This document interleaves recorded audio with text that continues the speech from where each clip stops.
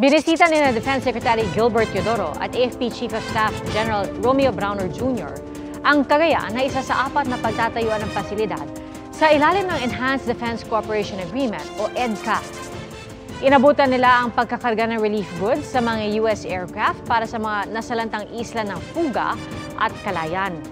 Nasa bansa ang mga US aircraft dahil sa katatapos lang na Marine Aviation Support Activity sa pagitan ng US at Philippine Marines.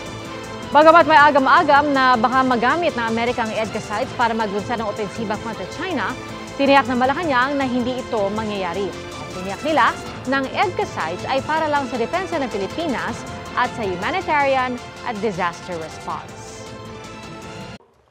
Mga kapuso, saksihan ang unang pasok ng mga balita. Maaaring mapanood ang Saksi at ang iba pang GMA Newscast sa youtube.com/GMA News. I-click lang ang subscribe button. At sa mga kapuso abroad, maaari po kaming masubaybayan sa GMA Pinoy TV at www.gmanews.tv.